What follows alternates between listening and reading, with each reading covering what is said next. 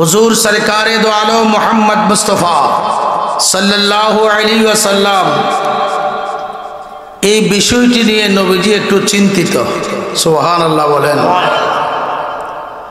আল্লাহ বলেন, দোস্ত আপনি চিন্তিত হয়রান পেরেশান কেন?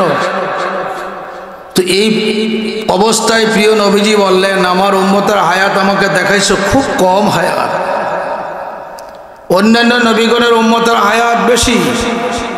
তারা একটা নেক করছে, একটা নেকের বিনিময়ে একটাই সওয়াব দিয়েছ। সুতরাং তাদের হায়াত যেহেতু বেশি, নেক বেশি করছে, সেই তুলনায় যদিও সওয়াব কম, বয়স বৃদ্ধির কারণে তার আমল বেশি। আমার উম্মতের হায়াত একবারে কম, তারার যদি একটা নেকের কারণে একটি সওয়াব হয়, আমার উম্মত কিভাবে মোকাবেলা করবে? তুমি তো আমাকে হাবিবুল্লাহ বানাইছো, আমাকে বন্ধু বানাইছো। এখন দরখাস্ত তোমার দ্বারে, আমার উম্মতের একটি ফয়সালা চাই। তো আল্লাহ বলেন, দোস্ত আপনি চিন্তিত হবেন না, লা তাহজান ইয়া হাবিবি, ও বন্ধু আপনি চিন্তিত হবেন না। আপনার উম্মত যদি একটি নেক করবে, তো আপনার ওসিলায় আপনার উম্মত ইমানদারদেরকে 10 থেকে 60 শতগুণ সওয়াব দান করা হবে। 10 থেকে 60 শতগুণ সওয়াব আপনার উম্মতকে দেওয়া হবে, যার বিনিময়ে অন্য নবীগণের উম্মতের চাইতে আপনার উম্মতের পাওয়ার হাসরের দিনে কোটি কোটি গুণ বৃদ্ধি পাবে। জোরে বলুন সুবহানাল্লাহ। তার বাস্তব প্রমাণ তো কোরআনুল কারীমে আসছে। আল্লাহ বলছেন কি, ইন্না আনজালনাহু ফি লাইলাতিল কদর, আছে কিনা? সূরা কদর নাজিল হয়েছে। বনি ইসরাইলের আবেদ, সে জাগ্রত ছিল, ইবাদত করেছে, দিনের বেলা জিহাদ করেছে, মুজাহিদ আবেদ, অসংখ্য যুদ্ধে সে বীরত্বতার পরিচয় দিয়েছে। ওই মুজাহিদের ইবাদতের প্রতি প্রিয় নবী পাক সাল্লাল্লাহু আলাইহি ওয়াসাল্লামের নজর ও করম গিয়েছে।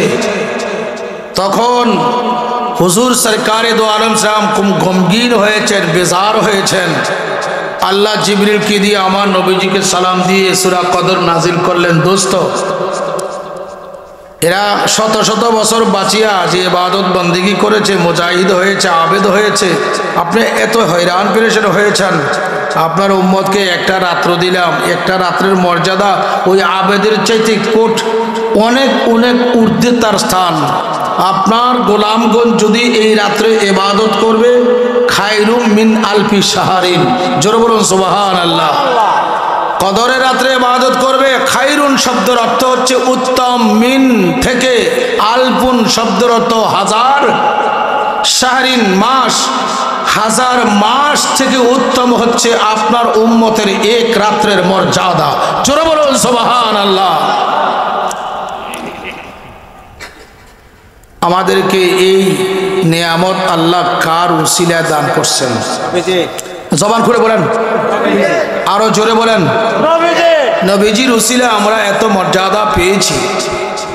বড় আফসোস, যার উসিলায় তোমার আমার নাজাত, যার উসিলায় তুমি আমি মুক্তিপ্রাপ্ত হব, সেই নবীজির শানেই যত গোস্তাকি বিয়াদবি করা হচ্ছে। কি বলেন ভাইরা আমার? অনুরোধ করব মনোযোগের সাথে কথাগুলো শ্রবণ করবেন। আমি জানি আপনাদের মনটা খুব বেজার, কেন আপনাদের আকর্ষণীয় বক্তা উঠে গেছে, এই জন্য আপনারা বেজার হয়েছেন, আমাকে আনছে, ঠিক না? আমি যদি এই বিষয়ে কথাবার্তা বলতে চাই, তবে একটা কথা বলে যাই, আপনারা মুরব্বীরা আছেন, মনোযোগ দেন। মাওলা আলী রাদিয়াল্লাহু তাআলা আনহু কুফা জামে মসজিদের খতিব। প্রথম সারিতে যারা আছেন তারাও মনোযোগ দিয়ে কথা শুনবেন। কুফা জামে মসজিদের খতিব। হঠাৎ তিনি কুফায় বিভিন্ন মসজিদ আরো আছে না, এক মসজিদে গেলেন, গিয়ে দেখলেন একটা লোক খুব সুন্দর সুললিত কণ্ঠে ওয়াজ নসিহত করতেছে, আর তার ওয়াজে মানুষ খুব মনোমুগ্ধকর, সুন্দর আলোচনা করতেছে। আলোচনা সমাপ্ত হলো, লোকেরা চলে গেল। ওই খতিব সাহেবকে মাওলা আলী বললেন, তাল হিন্দি আলী, আলী তুমি আমার কাছে আসো। না, তাল হিন্দি ইয়া ফুলান ইবনে ফুলান, হে অমুকের বেটা অমুক, তাল হিন্দি তুমি আমার কাছে আসো। কে বললেন কথাটা? মাওলা আলী। বলার পরে সে আসলো। তো মাওলা আলী বললেন, তুমি এতক্ষণ সুন্দর ওয়াজ করেছ, তোমার কণ্ঠ খুব ভালো, বাচনভঙ্গিও খুব সুন্দর, তোমার ওয়াজে দেখলাম আল্লাহর বান্দারা খুব মনোমুগ্ধকর। আচ্ছা আমি তোমাকে প্রশ্ন করি। শেরে খোদা আলী বলেন, আমি তোমাকে প্রশ্ন করি, বলো তো তুমি এই কোরআনুল কারীমের আয়াতের নাসেখ আর মানসুখের এলেম তোমার আছে কিনা? খুব মনোযোগ দিবেন। আজকের মাহফিলও আপনারা হয়তো লক্ষাধিক টাকা খরচ করেছেন, লক্ষ টাকার উপরে, প্রায় 2 লক্ষ টাকা হয়ে যাবে, যেটা আমারও কাছে, ঠিক না? এই টাকাগুলো যেন আপনার মুক্তির ব্যবস্থা হয়। খুব মনোযোগ। মাওলা আলী ওয়াইসকে বললেন, ওই বক্তাকে বললেন, এই যে আল্লাহর কোরআন 6660 আয়াত, এই আয়াতগুলোর মধ্যে কিছু আয়াত আছে আয়াতে মুহকাম, কিছু আয়াতে মুতাশাবিহাত, কিছু আয়াত আছে হরফে মুকাত্তাআত, কিছু আয়াত আছে মুজমাল, কিছু আয়াত আছে মুফাসসার, কিছু আয়াত আছে মুশতারিক শব্দ, কিছু আছে মুরাদিফ শব্দ, এই কিছু আয়াত আছে নাসিখ, কিছু আয়াত আছে মানসুখ। এটা উসুলের পরিভাষা। তো মাওলা আলী ওই বক্তাকে বললেন, তোমার বক্তব্যে মানুষ খুব সুললিত কণ্ঠ, তোমার বাচনভঙ্গি খুব ভালো, এই কোরআনুল কারীমের আয়াতের নাসিখ এবং মানসুখের ইলম আছে কিনা? ওই বক্তা বললেন, হুজুর আমারে মাফ করবেন, আয়াতের নাসিখ ও মানসুখের ইলম আমার নাই। আপনারা বোঝেন নাই কথাটা, আমি বোঝাচ্ছি। নাসিখ মানে রহিতকারী, মানসুখ মানে রহিত। একটি আয়াতের দ্বারা আরেক আয়াতের হুকুম কি রহিত করা হয়েছে। যে আয়াতের হুকুমটা রহিত হয়েছে এটাকে বলা হয় মানসুখ, আর যে আয়াত দ্বারা রহিত করা হয়েছে এটাকে বলা হয় নাসিখ। তো মাওলা আলী বলেন, তুমি যদি আয়াতের নাসিখ আর মানসুখের ইলম তোমার নাই, আল্লাহর বান্দারা যদি নাসিখকে মানসুখ বুঝাও, মানসুখকে নাসিখ বুঝাও, তাহলে আল্লাহর বান্দারা তো গোমরা হবে। তাই তোমার জন্য ওই ইলম সঞ্চয় করার আগে ওয়াজ করা হারাম। ফতোয়া কার? এই উত্তর দেন, ফতোয়া কার? মাওলা আলীর ইলমের গুরুত্ব কতটুকু দেখো। যে মেম্বার শরীফে প্রিয় নবী মুহাম্মদ মুস্তাফা সাল্লাল্লাহু আলাইহি ওয়াসাল্লাম বসে সাহাবায়ে কেরামদেরকে বলছেন, সালুনি মা শিতুম, ও আমার সাহাবায়ে কেরাম, আমার কাছে তোমরা যে প্রশ্ন করতে চাও করো, আমি এখান থেকে তোমাদেরকে সৃষ্টির শুরু থেকে শেষ পর্যন্ত যা হইয়াছে হইতেছে সব জবাব দিয়ে দিব। জোরে বলুন সুবহানাল্লাহ। তো সৃষ্টির শুরু থেকে এখন থেকে কিয়ামত পর্যন্ত সকল ইলম নবীজির সিনা মুবারকে আছে কিনা বলেন? এটাই হলো আকায়েদ আহলে সুন্নাত ওয়াল জামাত, সুন্নি জামাতের আকীদা। হুজুরের ফেসাল শরীফের পরে সেই মেম্বারে দাঁড়িয়ে একদিন মাওলা আলী বলছেন, ও নবী পাক সাল্লাল্লাহু আলাইহি ওয়াসাল্লামের সাহাবায়ে কেরাম, তিনের যুগে সাহাবীও ছিল তাবিও ছিল। সাহাবায়ে কেরামদেরকে যারা দেখেছে তারা কি তাবি, আর হুজুরকে যারা ঈমান এর সাথে দেখেছে তারা হলো সাহাবী। তো মাওলা আলী ওই মেম্বারে একদিন দাঁড়িয়ে বললেন, সালুনি মা শিতুম আম্মা দুনাল আরশ, হে নবী পাকের প্রেমিকগণ, আমি আলীর কাছে জিজ্ঞাসা করো, যা জিজ্ঞাসা করবা তার জবাব পাইবা আম্মা দুনাল আরশ, আরশ ব্যতীত। জোরে বলুন সুবহানাল্লাহ। একটু মনোযোগ দিবেন। নবীজি বলছেন, যা মনে চায় জিজ্ঞাসা করো, আমি জবাব দিব। আলী একটা শব্দ এখানে কি করেছেন? যোগ করেছেন, আম্মা দুনাল আরশ, আরশ ছাড়া। এখানে এই কথা বলার অর্থ কি? যে নবীজির এলেমের কাছে আমি আলীর এলেম কিছুই না। আরশ ছাড়া যা আছে তা প্রশ্ন করো, কিন্তু সেই এলেমটুকু আমি পেয়েছি কার থেকে? সরকারে দো আলম মুহাম্মদ রাসূলুল্লাহ সাল্লাল্লাহু আলাইহি ওয়াসাল্লাম থেকে। জোরে বলুন সুবহানাল্লাহ। নবীজি মাওলা আলী সম্পর্কে বলছেন না, আনা মাদিনাতুল ইলমি ওয়া আলিউন বাবুহা। মুস্তাদরাকে হাকিম শরীফ খোলো, মাওলা আলী বলেন আমি আলী নবী পাক সাল্লাল্লাহু আলাইহি ওয়াসাল্লামের ইলমের খাজিনার দরজা। এই মসজিদে ঢুকতে দরজা লাগে কিনা? তো দরজা লক করে রাখছেন, আপনারা মুসল্লি নামাজে যেতে পারবেন, মসজিদে ঢুকতে পারবেন, তাহলে কি করতে হবে? তালা খুলতে হবে, লক খুলতে হবে, হবে কি হবে না? তো মাওলা আলী সারা প্রিয় নবীজিকে বুঝার সিনার মানার ব্যবস্থা নাই। সে মাওলা আলী ওই ওয়াইজকে বললেন, বক্তাকে বললেন, আগে আয়াতের কোরআনের নাসেখ মানসুখের এলেম জানো, তারপরে মানুষের কাছে বক্তব্য রাখো, মানুষ তখন হেদায়েতের আলো পাবে। আহা, বড় আফসোস, আখিরি জামানা, চতুর্দিকে ফিতনা, চতুর্দিকে ফিতনা, ঈমান আমল রক্ষা করা খুব কঠিন। ভাইরা আমার, মাওলা আলী বলছেন আমি যদি সূরাতুল ফাতিহার ব্যাখ্যা করি তো 60 উটের বোঝা হবে। কত উটের বোঝা? 60 উটের। সূরাতুল ফাতিহা কয়টা আয়াত? 60টি আয়াত। ধরুন কতটা আয়াত? 7 আয়াতিন, 60টি আয়াত সূরাতুল ফাতিহায়। এই 7 আয়াতের ব্যাখ্যা আলী করবেন, 60 উটের বোঝা হবে। এখন ইহুদিরা সুযোগ পাইছে। কারা কারা? ইহুদিদের মধ্যে বড় বড় আলেম আছে কিনা? আছে। আজকে ইহুদি খ্রিস্টানরাই মুসলমানের মধ্যে ইহুদি মতবাদ, খ্রিস্টানি মতবাদ ঢুকানোর জন্য কিছু মুসলমান আলেমের মাথা খরিদ করেছে। আজ মুসলমানের ঈমান আকীদা ধ্বংস করার জন্য ইহুদি খ্রিস্টান পাশ্চাত্যের শক্তিগুলাই নবী পাক সরকারে দো আলমের গোলামদের থেকে কাল থেকে ঈমান হরণ করার জন্য ইহুদি ডলার এবং খ্রিস্টানি ডলার দিয়ে এই দেশের মুসলমানকে নিস্তেনাবুদ করে দিচ্ছে। কি বলেন, সত্য না মিথ্যা বলেন? আল্লাহ তো কোরআনে বলে দিয়েছেন, ইয়া আইয়ুহাল্লাযীনা আমানু লা তাত্তাখিযুল ইয়াহুদা ওয়ান নাসারা আউলিয়া মিন দুনিল মুমিনিন। আল্লাহ স্পষ্ট কোরআনুল কারীমে ওয়াজ করে দিয়েছেন, হে ঈমানদারগণ, ইহুদি এবং খ্রিস্টানগণ তোমাদের বন্ধু হইতে পারে না। এক মুমিন আরেক মুমিনের বন্ধু, এক মুমিন আরেক মুমিনের ভাই। আজকে ইমানদারের মধ্যে বিভিন্ন শত্রুতামি ঢুকাইছে। কেমন ঢুকাইছে? নবীর কোনো ক্ষমতা নাই, অলির কোনো ক্ষমতা নাই।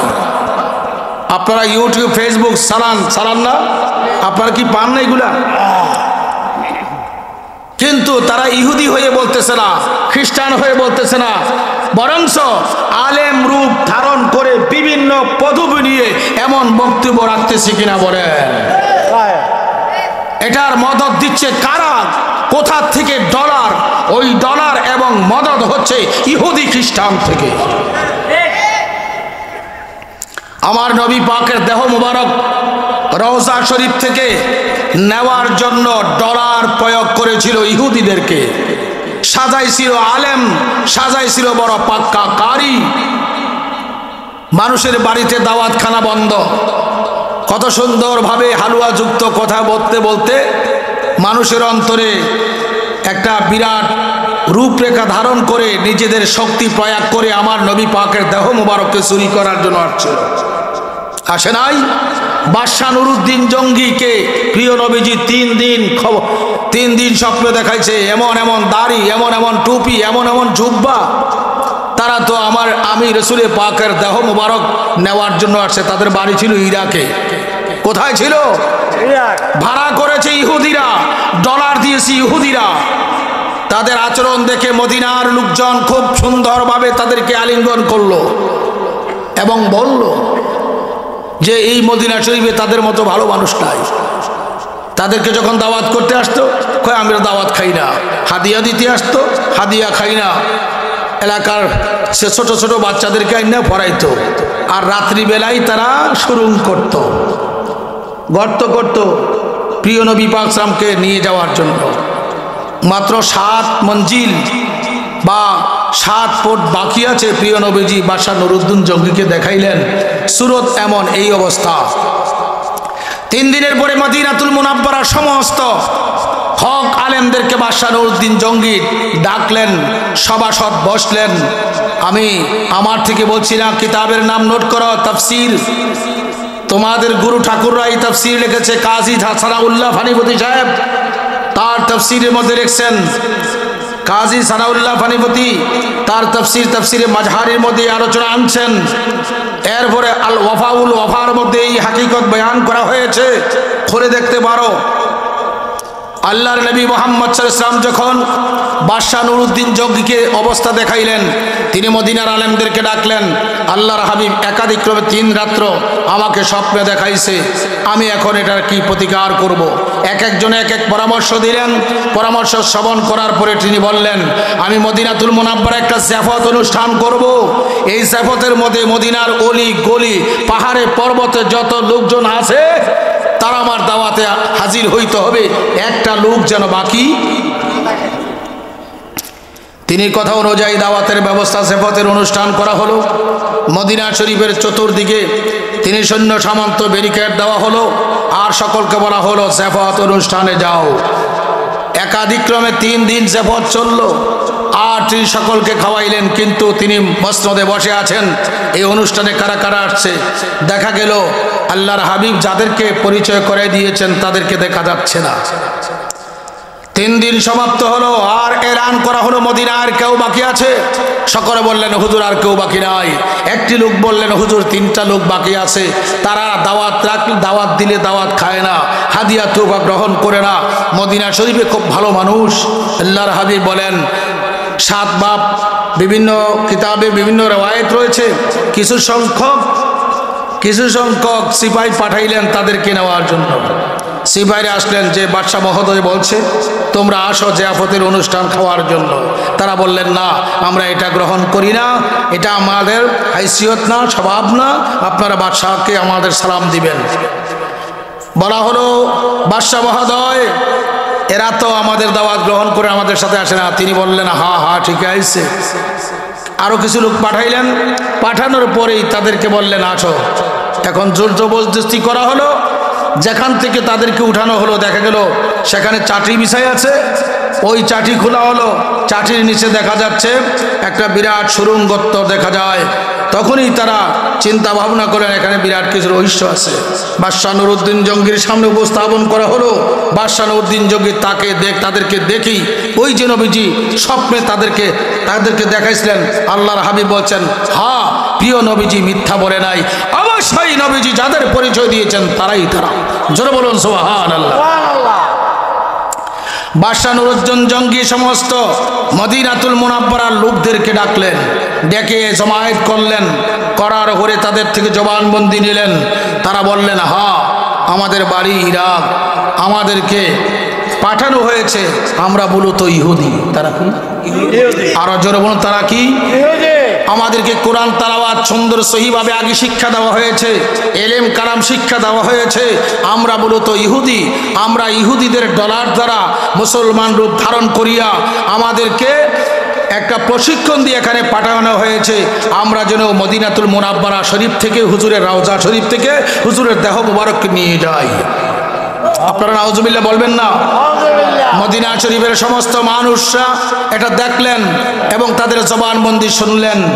তিনি বললেন যে আর দেরি নাই, তাদেরকে অবশ্যই উপযুক্ত শাস্তি দিতে হবে। ওই মদিনা শরীফের সমস্ত কাজিউল কুজ্জা এজলাস বসলো, মজলিসে শুরা বসলো। ওই বৈঠকের মধ্যে সিদ্ধান্ত হলো তাদেরকে অবশ্যই এমনভাবে শাস্তি দেওয়া হোক যে শাস্তির পরে তামাম জাহানের মানুষ প্রত্যক্ষ বা পরোক্ষ সকলেই তালিম লোক, শিক্ষা লোক প্রিয় নবী মুহাম্মদ মুস্তাফা সাল্লাল্লাহু আলাইহি ওয়াসাল্লামের শানে আজমতে গোস্তাকি করলে এই ব্যক্তির একমাত্রই শাস্তি তারে কতলের হুকুম এবং ছুরিতে ছড়াইয়া তাদেরকে শেষ করে দেওয়ার ইস্তেরামত করে দেওয়া। যেই রায় দেওয়া হলো ওই রায়টাই বাস্তবায়ন করেছেন বাদশাহ নুরউদ্দিন জঙ্গি। জোরে বলুন সুবহানাল্লাহ। আমার প্রশ্ন, থোতায় কি ছিল? মাথায় ছিল পাগড়ি ছিল, টুপি ছিল, গায়ে জুব্বা ছিল, 5 ওয়াক্ত নামাজ পড়তো, হাতে তাসবিহ ছিল এবং কাহারও বাড়িতে দাওয়াত খাইতো না। কত সুন্দর সুন্দর ভাষা বলতো। ভাইরা আমার, তাদের উদ্দেশ্য কি ছিল? প্রিয় নবীজির সাথে দুশ্মনী। নেপথ্যে কারা কলকাঠি নেড়েছে? ইহুদিরা। কারা কারা কারা কারা? ইসলামের সবচাইতে বড় শত্রু হলে 1 নম্বর শত্রু হচ্ছে ইহুদি, 2 নম্বর শত্রু হচ্ছে খ্রিস্টান, এরপরে শত্রুগুলা বাকি অন্যান্য অমুসলিম। সবচাইতে গুরুত্বপূর্ণ শত্রু হচ্ছে ইহুদি। আজকে ইহুদিরাই ওই ফিলিস্তিনকে ধ্বংস করেছে। কি বলেন, সত্য না মিথ্যা? ওই ইহুদিরাই আজকে লেবাননকে ধ্বংস করেছে। ওই ইহুদির দ্বারাই সারা বিশ্বে মুসলমানের মধ্যে ভয়ঙ্কর একটা আক্রমণ সূচক বিভিন্ন প্রকারের, বিভিন্নভাবে, বিভিন্ন আইটেমে মুসলমানের অন্তর থেকে ঈমান ইসলামকে, ঈমান আকীদাকে, আল্লাহর ওলিদের প্রেম ভালোবাসাকে তছনছ করে দিয়ে মুসলমানকে ধ্বংস করার ষড়যন্ত্রে লিপ্ত হয়েছে বর্তমান যুগে ইহুদি চক্র, খ্রিস্টানি চক্র। কি বলেন, সত্য না মিথ্যা? আরো যেমন সত্য না মিথ্যা? ভাইরা আমার, আমাদেরকে কারবালায় শিক্ষা দিয়ে গিয়েছে। ইমামে আলী আসগার মাত্র 6 মাসের শিশু মাওরা হুসাইন তালিম দিয়েছেন। দেখো নানার ইসলামকে, নবী পাক সরকারে দরমের আদর্শকে জমিনে অটুট রাখার জন্য আমার কলিজার টুকরা 6 মাসের শিশু বাচ্চাকেও আমি শহীদ করে তোমাদেরকে তালিম দিলাম। প্রয়োজন বোধে সন্তান দিবা, সম্পদ দিবা, জান দিবা, তারপরও ঈমান ইসলামকে রক্ষা করবা। আমি জানতে চাই, ঈমান ইসলামের উপরে এখন ষড়যন্ত্র শুরু হয়েছে কিনা বলেন? আরো যেমন শুরু হয়েছে কিনা? আউলিয়া কেরামের মাজার ভাঙছে, আল্লাহর মাহবুব বান্দাদের বাড়িঘর তছনছ করা হচ্ছে। এতেই প্রমাণিত 100 এখানে ইহুদি মদদ রয়েছে, খ্রিস্টানি মদদ রয়েছে। আপনি আমি যদি রাহমাতুল লিল আলামিনের সুবারির চাই, আমার আপনার জান উষ্টাগত হবে নবী প্রেমে। আমরা চাই কি চাই না? তো হাত তুলে দেখান।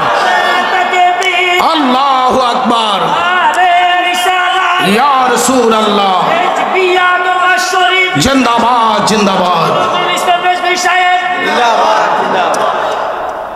মোহাব্বতে নবীজির প্রেমে দুরূদ শরীফ পড়ুন। আল্লাহুম্মা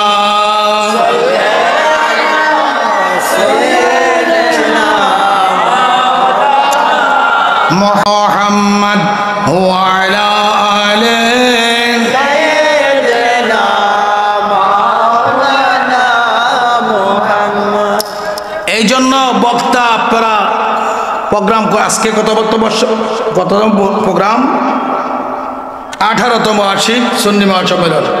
এটা তো 18তম হচ্ছে। এর আগেও আপনারা প্রোগ্রাম করেছেন দাদা হুজুরকে নিয়ে স্কুল মাঠে, অনেক করেছে, 35-40। আরে আমি যখন ছাত্র তখন এই দাদা হুজুর কেবলার সাথে আপনারা স্কুল মাঠেও কাজী হাশিম সাহেব ছিল, আমি প্রোগ্রাম করে গিয়েছি। হ্যাঁ, 40-এর বেশি। আমি ওই দিন আটেঘরা গেছি। এই দেখলাম 36তম সুন্নি মহাসম্মেলন। তো আমি সভাপতির জিজ্ঞাসা করি, এই 37 বছরের মধ্যে আমার কোনো গ্যাপ ট্যাপ আসেনি? সভাপতি সাহেব কয় নাই। অথচ অনেক গ্যাপ আছে কার? যারা মুরব্বী আমার সামনে ছিল তারা চলে গেছে। 37 বছর এই আটেওরা একবারও আমি অনুপস্থিত না। প্রত্যেক বছর তারা আমাকে নিয়েছে। এই বছর 36তম। দাদা হুজুরের সময় ছিলাম, বাবাজানের সময় ছিলাম, এখন ভাইজান কেবলা এও তারা মহব্বত ভালোবাসা রাখছে বিদায় আমাকে নেয়। এই 36 বছরে কেউ না কেউ কবরে গেছে কিনা? উত্তর দেন না কেন? গেছে। এই 18 বছরের মধ্যে কেউ না কেউ কবরে গেছে কিনা? আমার মনে হয় 18 বছরের ভিতরে তো আমাদের কাজী হাশেম সাহেবও গেছে, গেছে না? এরকম অনেক লোক আমাদের চলে গিয়েছে। আমরা কিন্তু যাব না কেউ। কি বলেন, যাবেন না? আরো জোরে বলেন। আপনারা এখানে শহরবাসী অনেক লোকজন আসছেন, বিভিন্ন ব্যবসার সাথে অনেকে জড়িত আছেন, আছেন কিনা বলেন? আপনারা কি ব্যবসা আগে করেন না পুঁজি আগে নেন? আমি ব্যবসা করব, তাহলে আমার আগে কি করতে হবে? পুঁজি সঞ্চয় করতে হবে। পুঁজি ছাড়া আমার কি নাই? ব্যবসা নাই। ব্যবসা করার জন্য আগে পুঁজি মজুদ করতে হবে। ভাইরা আমার 50, 60, 70, 100, 150 বড় জোর 200 বছর হায়াত তুমি আমি পাই বা পেয়েছে যারা, এরপরও যেতে হয়েছে কবর দেশে। ওই ঘরের পুঁজি সংগ্রহ করার জন্য আল্লাহ দুনিয়া দান করছে। ওই ঘরের পুঁজি কি? দুইটা বস্তু। কয়টা? এক নাম্বার হচ্ছে ঈমান আকীদা বিশুদ্ধ, 2 নম্বর হচ্ছে আমালে সালেহা নেক আমল। দুই পুঁজি যদি আমার আপনার সাথে থাকবে, মানুষ সন্তানাদি বিবি বাল বাচ্চা নিকটাত্মীয় পরমাত্মীয় সবাই কাঁদবে, কিন্তু আমি আমার পুঁজি সংগ্রহ করে নে আমি একজন বাদশা হয়ে সুলতান হয়ে কবরে যাব। লোকেরা আমাকে অন্ধকার কবরে শোয়াবে, ডাইনে বামে মাটি থাকবে, নিচে মাটি, উপরেও মাটি, সবাই দেখবে অন্ধকার একটা ঘর। কিন্তু আমার যদি পুঁজি থাকবে, এই পুঁজিয়ে তখন আমাকে অন্ধকার দেখাবে না, এমন একটা ঘর দেখাবে, এমন ঘর আর আমি জীবনও দেখি নাই। সেই পুঁজি হচ্ছে ঈমান আকীদা বিশুদ্ধ আমালে সালেহা। দুইটা পুঁজি তোমার কালবে ধারণ করে কবরে যাবে, অন্ধকার সবাই দেখবে, তুমি দেখবা তোমার খবর আল্লাহর পক্ষ থেকে জান্নাতের বাগান হয়ে গিয়েছে। আমাদের ঘরটাকে জান্নাতের বাগান বানাইতে চাই কি চাই না? জোরে বলেন। তাহলে কয়টা বস্তু? জোরে বলেন, কয় বস্তু? এক নাম্বার হচ্ছে ঈমান আকীদা বিশুদ্ধ, 2 নম্বর হচ্ছে আমালে সালেহা নেক আমল। এই দুইটা বুঝি ধারণ করার জন্য যুগে যুগে নবী রাসূলগণ, ধারণ করানোর জন্য যুগে যুগে সাহাবায়ে কেরাম, তাবিঈন, ইমামগণ, মুজতাহিদগণ, আউলিয়ায়ে কেরামগণ, কিয়ামত পর্যন্ত তারা থাকবে। আজকে ওই মূল পুঁজি থেকে আমাদেরকে দূরে সরানো হচ্ছে। আমালে সালেহার পূর্বে পুঁজি হচ্ছে ঈমান আকীদা বিশুদ্ধ। কি বলেন? আমি সূরাতুল বাকারা থেকে একটি আয়াত তেলাওয়াত করেছি। এই আয়াতের মর্মে আমি সংক্ষিপ্ত কিছু কথাবার্তা বলবো। রাত্র গভীরে চলে যাচ্ছে, শীতকালের রাত্র। আপনারা বিভিন্ন যারা খাতে খামারে কাজ করেন তো করেন, বিভিন্নভাবে ব্যবসা বাণিজ্যে লিপ্ত আছেন। আবার অনেক রাত্র যদি মাহফিল করা হয়, সময় পার হয়ে যাবে, ফজরের নামাজ আদায় হয় না। এখানে যারা আসছি মুরব্বীরও আছি, এবং যারা উপযুক্ত বয়সপ্রাপ্ত যুবক আছে, 12 বছরের উপরের লোক আছে না, তাদের উপরে কি আল্লাহ নামাজ ফরজ করে নাই? কি বলেন? আপনাদের উপরে করছে কিনা ফরজ? আমাদের খেতাসার মহিউদ্দিন নগরের রেজবিয়া দরবারের গোলামগণ, যুবক ভাই বাবারা, মুরব্বীরা মিলে আজকে একটা প্রোগ্রামের ব্যবস্থা করেছে। এটা ফরজ ইবাদত নয়, নফল ইবাদত। কি ইবাদত? নফল ইবাদত। আল্লাহ তৌফিক দিয়েছে, নফল ইবাদত করতেছেন। আপনি যদি এই ওয়াজের পরে গিয়ে ঘুমাইলেন আর ফজর না পড়লেন, আপনার ইবাদত রাত কবুল, আপনার এই ইবাদতের কোনো মূল্য নাই। আগেই বলছি, আপনি ঈমান আকীদা বিশুদ্ধ করবেন, এরপরে নেক আমল করবেন। আমার দাদা হুজুর কেবলা আমাদেরকে অঙ্ক করে দেখাই গেছিলেন, বাবারা এক সংখ্যা লেগে ডাইনে একটা শূন্য দিলে কত হয়? জোরে বলুন। আরেকটা দিলে, আরেকটা দিলে, এভাবে 10,000, 10 লক্ষ, 10 কোটি, 10 বিলিয়ন, 10 ট্রিলিয়ন হবে কি হবে না? হবে। তাহলে এক মুছে ফেলাই, আর কি আছে? আর কিছু আছে? তাহলে সকল ইবাদতের যুগফল, সকল ইবাদতের জামে, সকল ইবাদতের আসল, সকল ইবাদতের ফাউন্ডেশন, সকল ইবাদতের রূহ মুহাম্মাদুর রাসূলুল্লাহ সাল্লাল্লাহু তাআলা সাল্লামের ভালোবাসা। জোরে বলুন সুবহানাল্লাহ। সুবহানাল্লাহ। কিছুক্ষণ আগে আপনারা এশার নামাজ পড়ছেন কিনা? জি। এশার নামাজের মধ্যে কাকে সালাম দিছেন? কাকে সালাম দিছেন? এই সালামের সময় কার স্মরণ হয়েছে? হ্যাঁ, ইমাম গজ্জালি রাহমাতুল্লাহ আলাইহি ইহয়া উলুমুদ্দিনে লিখছেন,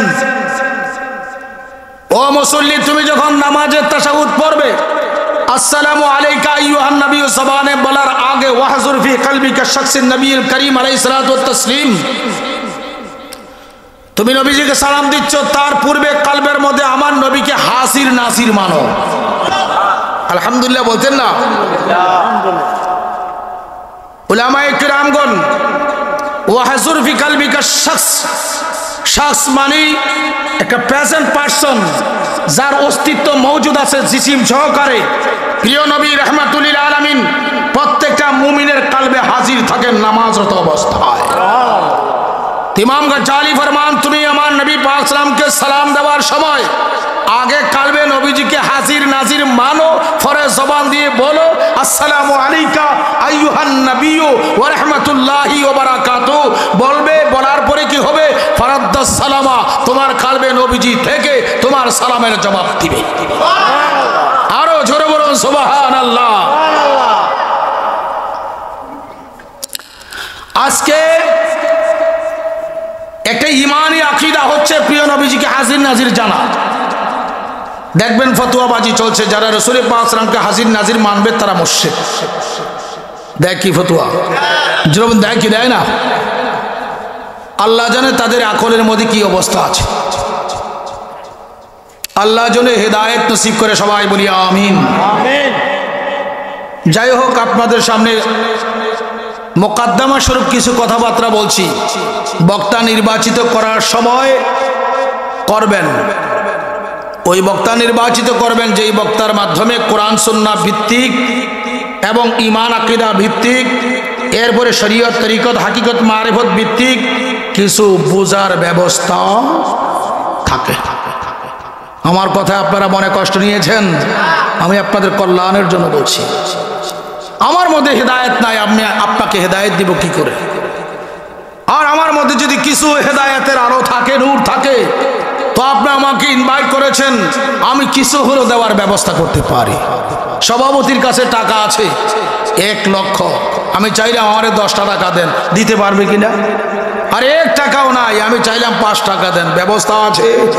হ্যাঁ, আপনি ওই আলেমকে আনেন ডেকে, তাকে মহব্বত করেন, ভালোবাসেন, যেই আলেমের কাছে হেদায়েতের আলো আছে, হেদায়েতের নূর আছে, তখনই আপনি তার সাথে সোহবত মহব্বতের দ্বারা আপনার ভেড়াও আল্লাহ পার করে দিবে। আল্লাহ যেন কবুল করে।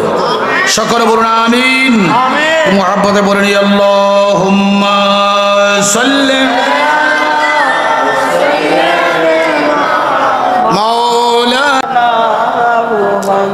আপনার দুরূদ শরীফের আওয়াজে মনে হয় আমি মাইকটা ছেড়ে চলে যাই, না খুব কষ্ট লাগে।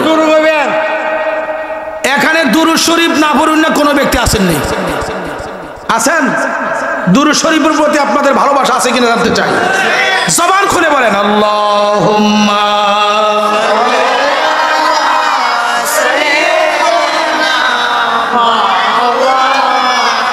মুহাম্মাদুন ওয়া আলা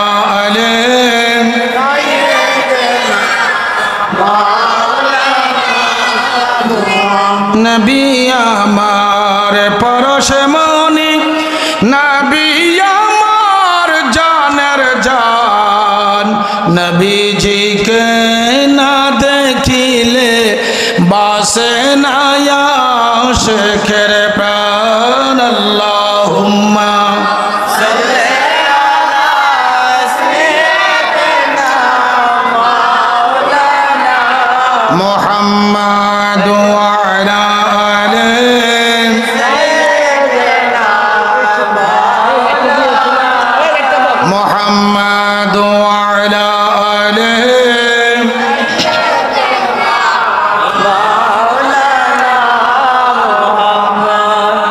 মাওলানা করিম কুরআনুল কারীমে সূরাতুল বাকারায় ওয়াজ করেন, কামা আরসালনা ফীকুম রাসূলান।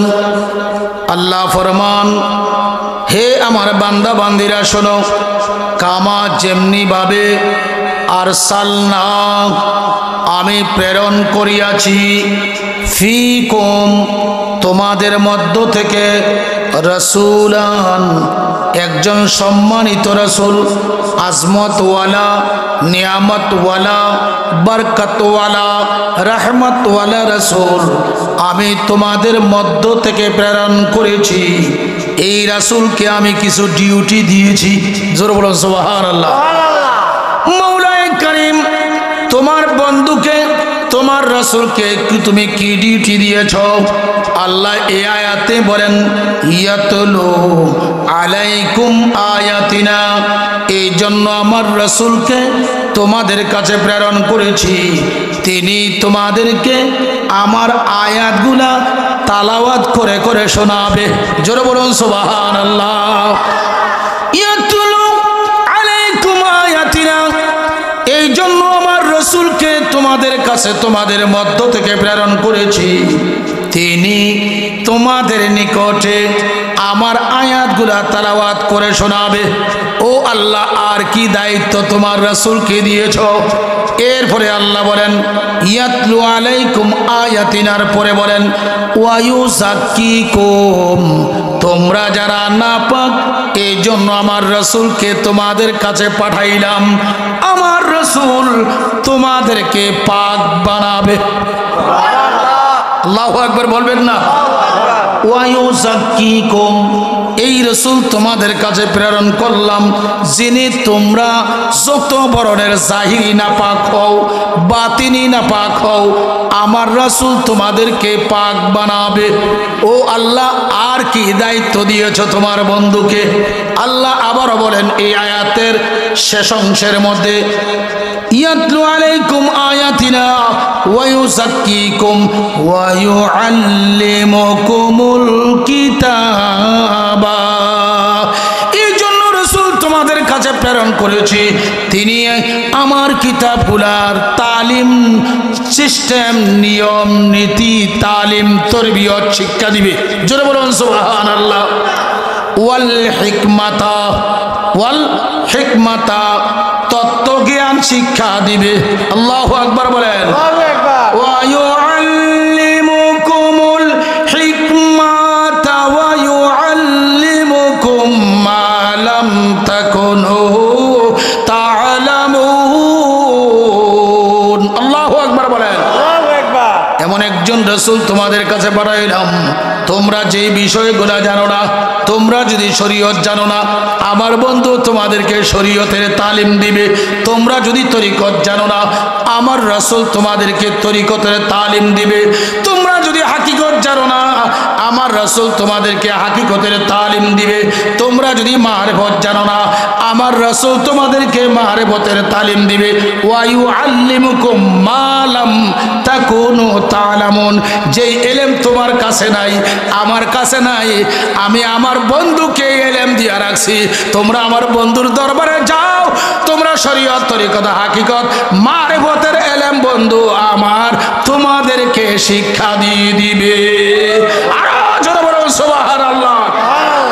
সালাতুন ইয়া রাসূলুল্লাহ আলাইকুম সালামুন ইয়া হাবিবাল্লাহ আলাইকুম সালাতুন ইয়া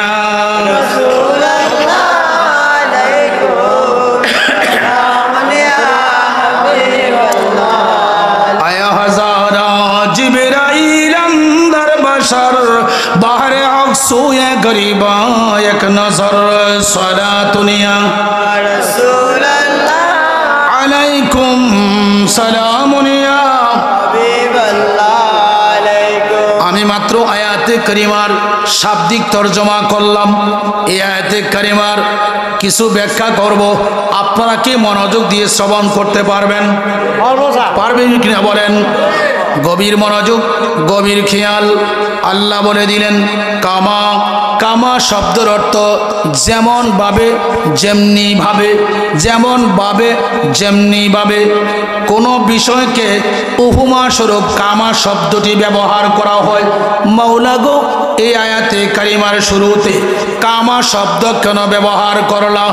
আল্লাহ রাব্বুল ইজ্জাত ফরমান, দেখো না এই আয়াতের পূর্বে আমি দুনিয়ার জাহিরি কাবা সম্পর্কে, খানায় কাবা সম্পর্কে আলোকপাত করেছি। এখন আমি এমন একটা কাবার কথা বলবো যেই কাবা হচ্ছে বাতিনি কাবা, যেই কাবা না হইলে ওই জাহের কাবা হইতো না। আরো জোরে বলুন সুবহানাল্লাহ। এই জন্য কামা শব্দটি ব্যবহার করা হয়েছে। দ্বিতীয় শব্দ আরসালনা, আরসালনা, আরসালনা জমা মুতাকাল্লিম। এখন অর্থ করতে হবে ওয়াহেদে মুতাকাল্লিমের। আরসালনা শব্দের অর্থ আমরা পাঠাইছি। আল্লাহ কি, আল্লাহ কি অনেক? উত্তর দেন না কেন? তো এখন তো আয়াতে আসছে আরসালনা জমা মুতাকাল্লিম। এখন অর্থ কেন করতে হবে ওয়াহেদের? আল্লাহ যদি অনেক হয় তাহলে দ্বিত্ববাদ প্রমাণ হয়, তৃতীয়বাদ প্রমাণ হয়।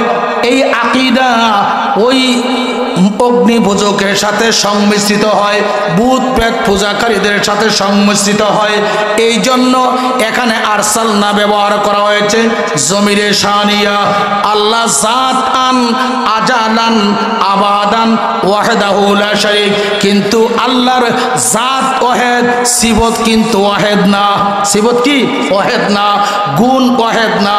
আল্লাহ জব্বার, আল্লাহ কাহার, আল্লাহ সালাম, আল্লাহ আজিজ, আল্লাহ গফুরুর রহিম, আল্লাহ রউফুর রহিম, হান্নান, মান্নান, কারিম। এরকম ভাবে আল্লাহর গুণগুলো আছে কিনা? এই জন্য আল্লাহ এমন একটা শব্দ ব্যবহার করেছেন আরসালনা। শুধু আল্লাহ এখানে আরসালনা জবা বহু বচন লওয়ার পিছনে কারণ আমি আমার প্রিয়তম দোস্তকে প্রেরণ করেছি, যে আল্লাহ ওয়াহদাহু লা শারীক, যে আল্লাহ সমস্ত কামেলার সমাহার, যে আল্লাহর মধ্যে ওই আল্লাহই আমার প্রিয়তম রাসূলকে প্রেরণ করেছি ফিকুম, তোমাদের মধ্য থেকে। জোরে বলুন সুবহানাল্লাহ। আমি আজকে ফিকুমের ব্যাখ্যা দিচ্ছি না। ফিকুমের ব্যাখ্যা দিলে অনেকের মাথা হেড হবে, বিভিন্ন কালচার আমার প্রতি করবে। সুতরাং এখানে রেখে দিলাম। মাওলাই কারীম ফরমান ফিকুম রাসূলান, তোমাদের মানব জাতির মধ্য থেকে একজন রসুল প্রেরণ করেছি। এই লামালির উপরে উপরে দুইটা জবর আছে। কি আছে? কি আছে? দুইটা জবর আছে। আপনারা বলেন যারা কায়দা পড়ছেন, মক্তবে পড়েন নাই? দুই জবর, দুই জের, দুই পেশ, এটা কি কয়? কেউ মোজাম্মেল হুজুর কি কয়? তানবিন, দুই জের। এনে আপনারা হেফজখান আছে?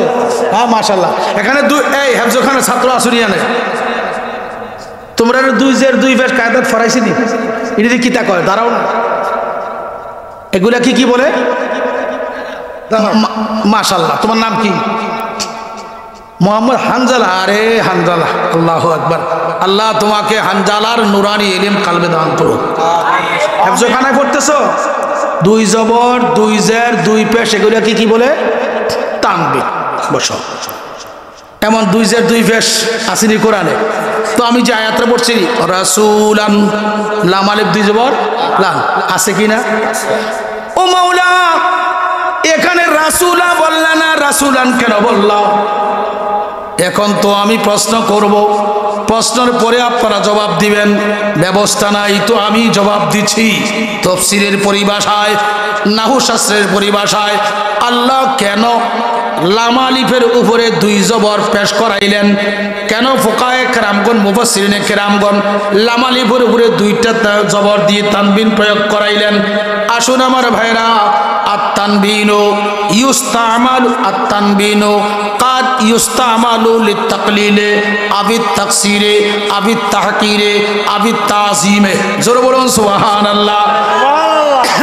তানবিন কখনো কিল্লত, সামান্যর অর্থ দেয়, আবার কখনো কাসরাত, আধিক্যের অর্থ দেয়, আবার কখনো তাকির ছোটতার হেকারতের অর্থ ছোটতার অর্থ দেয়, এবং তাজিমে কখনো সম্মানের অর্থ দেয়। মুফাসসিরিনে কিরামগণ লাম আলিফের উপরে 2 জবরের ব্যাখ্যা করেছেন।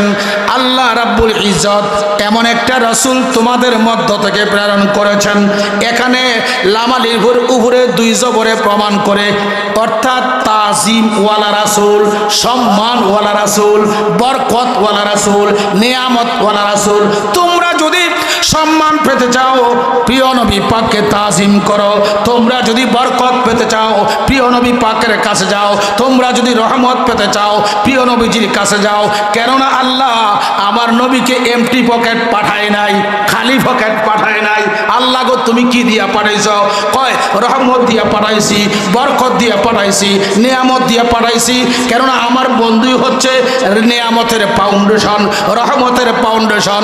এই জন্য লাম আলিফের উপরে 2 জবর দ্বারা প্রমাণ করেছে এমন একজন রাসূল তোমাদের কাছে পাঠাইলাম, যিনি হচ্ছেন একমাত্র তাজিমওয়ালা, সম্মানওয়ালা, রহমতওয়ালা, বরকতওয়ালা। তিনি হচ্ছেন মুহাম্মাদুর রাসূলুল্লাহ সাল্লাল্লাহু আলাইহি ওয়াসাল্লাম। জোরে বলুন সুবহানাল্লাহ। আমার কথা আপনারা বুঝতেছেন কিনা? আমি শব্দে শব্দে কথা বলতেছি। বড় আফসোস, যখন কোনো সুরলা বক্তার পরে আমাকে দেওয়া হয়, শান গান গাউন্য বক্তার পরে দেওয়া হয়, তখন মানুষকে বোঝানোটা কঠিন হয়ে যায়। কেন? এরা এমনভাবে আপনাদেরকে ক্যাপচার করে শান টান গায়া, আমরা তো আর পারি না। তখন পাবলিক মনে করে এই হুজুরে কীর্তন আনছে, আমাদের সভাপতি সাহেব কেন আমার আনছে। আপনার প্রতি হয়তো অনেকে বেজার হইতে পারে যে একটা শান্তই পর্যন্ত বললো না, অনেকক্ষণ ওয়াজ করলো, আমি পারি না, কি করব। তবে বলে দিচ্ছি, ওই শানের মূল ফাউন্ডেশনের কথা আপনাদেরকে জানাচ্ছি। তিনি হচ্ছেন মুহাম্মাদুর রাসূলুল্লাহ সাল্লাল্লাহু আলাইহি ওয়াসাল্লাম। ঘর বাড়ি ত্যাগ করেছেন, এই কুয়াশার রাত্রে, শীতের রাত্রে আরামের বিছানা ত্যাগ করে এসেছেন একমাত্র ঈমান ইসলামকে বোঝার জন্য, হেদায়েতের নূর পাওয়ার জন্য, হেদায়েতের আলো কলবে ধারণ করার জন্য। যারা মাহফিল করেছেন তাদেরও মাকসুদ হচ্ছে, মাকসুদ হইতে হবে আমার এই প্রোগ্রাম, আমার এই টাকা পয়সা যেন আল্লাহ রাসূলের সন্তুষ্টির জন্য হয়, না অন্য কোনো উদ্দেশ্য আছে বাজার আপনাদের? একমাত্র আল্লাহ রাসূলের সন্তুষ্টির জন্য। আর যদি গায়রুল্লাহর সন্তুষ্টির জন্য হয়, আপনি কোটি টাকা খরচ করবেন, কিছু লাভ হবে না। আল্লাহ তো তালিমও দিয়েছেন নবীজির মাধ্যমে। صلاتي ونسكي ومحياي ومماتي لله رب العالمين। ওয়াজের জন্য কোরআনই যথেষ্ট। মাওলানা করিম ফরমান, ওগো আমার প্রিয় দোস্ত, আমার বান্দাদেরকে আপনার জবানে বলেন, কুল, আপনি বলুন, ইন্না সালাতি, নিশ্চয়ই আমার নামাজ, সুবহানাল্লাহ বলেন, ওয়া নুসুকি, আমার কুরবানি, ওয়া মাহিয়ায়া, আমার দুনিয়ার জীবন জিন্দেগি, ওয়া মামাতি, আমার রওজা আথারের জিন্দেগি, লিল্লাহি রাব্বিল আলামিন, যিনি সমগ্র কুল কায়নাতের রব, ওই রবের সন্তুষ্টির জন্য। কার সন্তুষ্টির জন্য? জবানটা খুলেন না কেন? আল্লাহ। এই জবান দিছে কেডা? একটু আলহামদুলিল্লাহ বলতে চাই সবাই, আরো জোরে বলুন। প্রশংসা করছেন কার? কোন আল্লাহর? রব্বিল আলামিন, রব্বিল, যিনি সকল আলমকে লালন পালন করেন। আল্লাহর প্রশংসা করেছেন। আমি বলবো শুধু এখানে আল্লাহর প্রশংসা হয় নাই, নবীজিরও প্রশংসা হয়ে গেছে। জোরে বলুন সুবহানাল্লাহ। ওয়াহাবি মোল্লা বলবে, নজরুল ইসলাম রেজভী, এখানে তো শুধু লিল্লাহি রাব্বিল আলামিন, আল্লাহর প্রশংসা করলেন বটে আলহামদুল শব্দ দিয়ে, এখানে নবীজি কোথায়? উত্তর হবে এই, আলহামদুল শব্দের আগে ওলিয়া মোহাম্মদ মাহজুব রয়েছে, সাইলেন্ট রয়েছে। আল্লাহ আল্লাহর প্রশংসা করতে পারে না, আল্লাহর প্রশংসা করার জন্য আল্লাহ আগে নবীজিকে বানায়া নবীজিকে বলে, দোস্ত তোমাকে আমার প্রশংসার জন্য বানাইছি, তুমি আমার প্রশংসা করো, তোমার জবানে বলো আলহামদুলিল্লাহি রাব্বিল আলামিন। জোরে বলুন সুবহানাল্লাহ। এই জন্য তো ডক্টর ইকবাল বলছেন, আসলে ঈমান রূহে কোরআন মগজদিন হস্তে হুব্বে রাহমাতুল্লিল নবীজি কোরআনের জান। যেই কোরআনে নবী নাই এটা কোরআন না। যে বন্দিগিতে রাসূলুল্লাহর ট্রেডমার্ক সিগনেচার নাই এটা আল্লাহর বন্দিগি হইতে পারে না। তো আল্লাহ হুজুরকে দিয়ে তালিম দিলেন গোটা জাতিকে, গোটা বান্দাকে, দোস্ত আপনার জবানে আমার বান্দাদেরকে বলেন, ইন্না সালাতি নিশ্চয় আমার নামাজ, ওয়া নুসুকি আমার কুরবানি, ওয়া মাহিয়াই আমার দুনিয়ার জিন্দেগি, ওয়া মামাতি আমার রওজা শরীফের বরজকের জিন্দেগি লিল্লাহি রাব্বিল আলামিন, বিশ্বময় জাহানের যিনি প্রভু রব সে আল্লাহর সন্তুষ্টির জন্য। তাহলে আজকের মাহফিল হবে কার সন্তুষ্টির জন্য? জবান খুলবেন না? আল্লাহ। আপনারা বসছেন কার সন্তুষ্টির জন্য? আল্লাহ। বক্তা আসবে যদি টাকার সন্তুষ্টির জন্য, এই বক্তা তক্তা হবে। আজকে বড় আফসোস, বড় আফসোস, টাকা বেশি না দিলে বক্তা আসবে না, বরং আমার সাথে 50,000 টাকা কন্ট্রাক্ট আগে 10,000 টাকা দেওয়া হয়েছে, মাহফিলের দিন অথবা মাহফিলের আগের দিন বলা হয় আমার বিকাশে পাঠাও। বাকি টাকা না পাঠাইলে আপনাদের প্রোগ্রামে আমি আসবো না, এমন আছে কিনা বলেন? এই বক্তাগুলো জাহান্নামী বক্তা। এই জাতীয় বক্তা যারা কন্ট্রাক্ট করে করে ইসলামের দাওয়াত দিচ্ছে, সুন্দর সুললিত কণ্ঠে মানুষকে বোঝাচ্ছে, হাকিকতে তাদের কালবে ঈমান ও আমলের লেশ মাত্র নাই। আমার কথাগুলো তো ইউটিউব ফেসবুকে যাচ্ছে, হয়তো ওরা আমার প্রতি অসন্তুষ্ট হবে। সৃষ্টি অসন্তুষ্ট হইতে পারে, স্রষ্টা যদি সন্তুষ্ট থাকে আর কোনো কিছু দরকার লাগে না। ভাইরা আমার, আল্লাহর নবীর মাধ্যমে আল্লাহ আমাদেরকে তালিম দিলেন, তোমার সকল যাবতীয় ফরজ হোক, ওয়াজিব হোক, নফল হোক, সুন্নাত হোক, রাষ্ট্র ব্যবস্থা হোক, যেটাই হোক, সামাজিক ব্যবস্থা হোক, যেটাই হোক, সকল কিছু নবীজির ওসিলায়, নবীজির মাধ্যমে সন্তুষ্টি করবেন কাকে? আর কাকে? আপনি ইবাদত করেছেন, সন্তুষ্টি আল্লাহরে করবেন, এখানে নবীজিকে বাদ দিয়েছেন, আল্লাহ কয় তোর কিছুই মঞ্জুর হবে না। তোর কিছুই কি মঞ্জুর?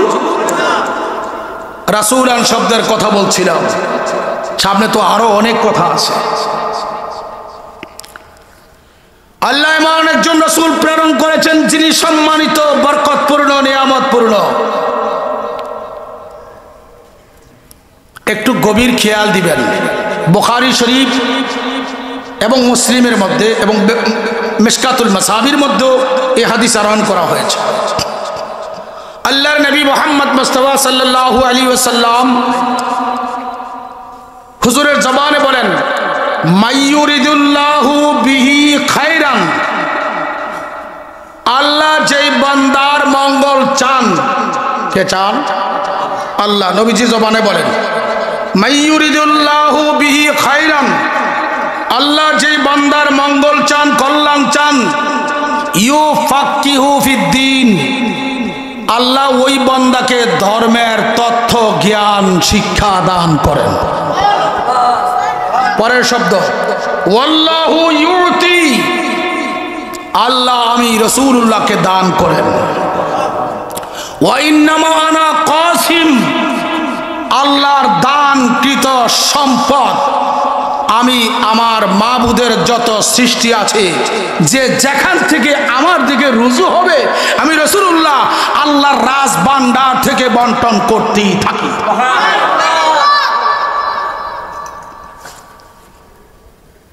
এ হাদিস সহিহ, এটাকে গায়রে সহিহ মওযু প্রমাণ করার ব্যবস্থা নাই। এখানে পরিষ্কার করা হয়ে গিয়েছে। আমার নবীজি বলেন, আল্লাহ আমাকে দেয়, আমি আল্লাহর রাজ্যে তা বন্টন করে দিই। কেডা দেয়? কেডা দেয়? জোরে বলুন, কে দেয়? আর একটু কোরআনিক গবেষণায় যাই। আমার আল্লাহ বলেন, ওয়া ফাআম্মাল ইয়াতীমা ফালা তাকহার। আসেনি? আল্লাহ ফরমান, ফাআম্মাল ইয়াতীমা ফালা তাকহার। দোস্ত, আপনার কাছে যে কোনো ইয়াতীম যায়, আপনি তাকে ধমকি দিয়ে আপনার দরবার থেকে সরাইয়ে দিন না। আবার বলেন, ওয়া আম্মাস সাইলা ফালা তানহার। ও বন্ধু, কোন সাইল যাচনাকারী ভিক্ষুক আপনার রহমতের ভান্ডারে যদি যায়া কিছু চায়, ওয়া আম্মাস সাইলা, কোন ভিক্ষুক যদি আপনার দরবারে যায় গো দোস্ত, ফালা তানহার, আপনি তাকে আপনার দরবার থেকে খালি হাতে ফিরাইয়া দিয়েন না। আল্লাহু আকবার বলেন। কে কয়? কারে কয়? ও আল্লাহ, তোমার দরবারে আরজি, তুমি বলেছ যাচনাকারী ভিক্ষুকেরা তোমার বন্ধুর দরবারে গিয়ে যদি কিছু চায়, তাদেরকে যেন খালি হাতে না ফিরায়। মাওলা গো, তোমার কাছে দরখাস্ত, তোমার বন্ধুরে কি কিছু দিয়া রাখছো কিনা? আল্লাহু আকবার বলেন। তো আল্লাহ কোরআন দ্বারা এই জবাব দিচ্ছেন, ইন্না আ'তাইনাকাল কাউসার। সূরা কাউসারে আছে কিনা বলেন?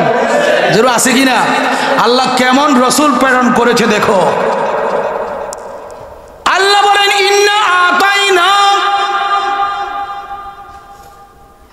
আমি দান করিব না বরং করিয়াছি।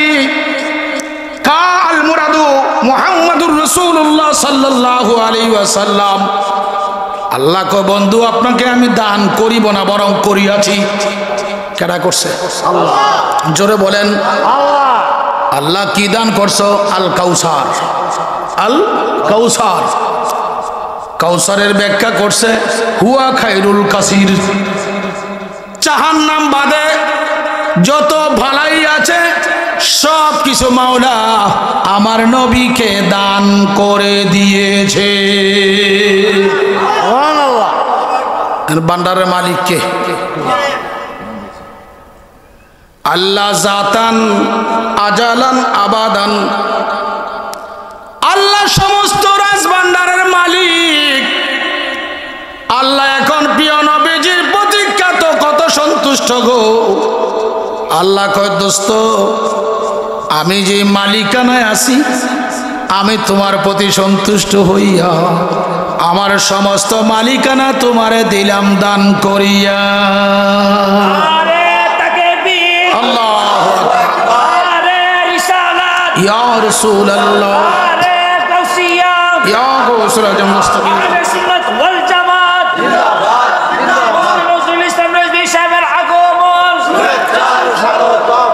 বায়ো আমার মনোযোগ। আল্লাহ দান করিয়া দিবেন না বরং দিয়াছে। অনেক আলেম বলে রাসূলুল্লাহ কোনো কিছুর মালিক না, ক্ষমতা নাই। আপনারা নাউজুবিল্লাহ বলবেন না?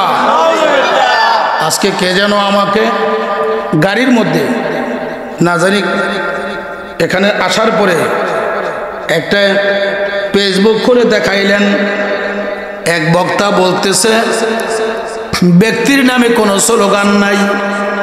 কিছু মানুষ আছে ইমোশনাল হইয়া নারায়ে রিসালাত ইয়া রাসূলুল্লাহর ফালতু স্লোগান মারে। আপনারা সকলে নাউজুবিল্লাহ বলবেন না? আরো জোরে বলুন নাউজুবিল্লাহ।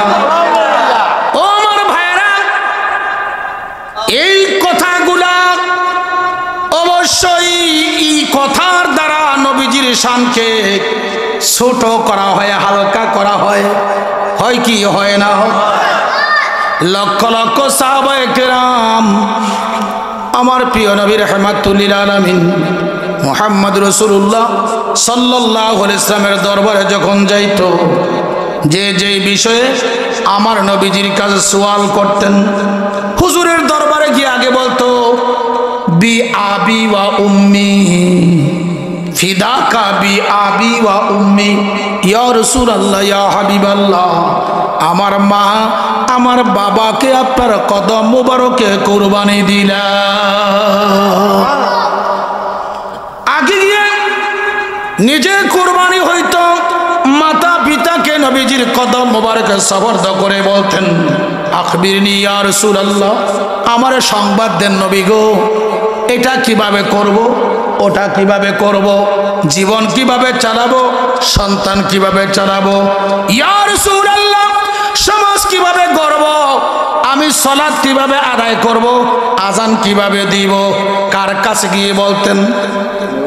বলেন না কেন, বলেন না কেন, কি কইয়া বলতেন? না আব্দুল্লাহ আমেনার ফুত মোহাম্মদ কইয়া বলতেন? কি বলতেন? ইয়া রাসূলুল্লাহ। জোরে বলুন কি বলতেন? আরো জোরে বলুন কি বলতেন? কাকে বলতেন? বুখারী থেকে শুরু করে পৃথিবীতে যত হাদিসের কিতাব আছে সমস্ত হাদিসের কিতাবগুলো একটু ঘাটো, সকল হাদিসের কিতাবগুলোর মধ্যে স্পষ্ট করি সমস্ত সাহাবায়ে কেরাম আমার নবীজিকে দেখলেই বলতেন ইয়া রাসূলুল্লাহ। কোন সাহাবী যদি কোনো অপরাধ করত, গুনাহের কাজ করত, আমার প্রিয় নবী পাকের দরবারে হাজিরি দিয়ে বলতেন তাহিরনি ইয়া রাসূলুল্লাহ, তাহিরনি ইয়া হাবিবাল্লাহ, নবীজি গো আমি অপরাধ করছি, আমারে পবিত্রতা দান করেন।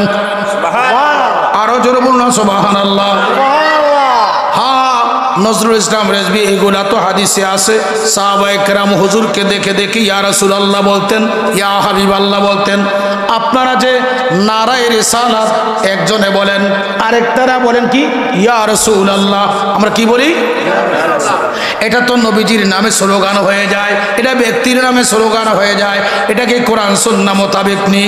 আসো আমার ভাইরা, গভীর মনোযোগ, গভীর খেয়াল।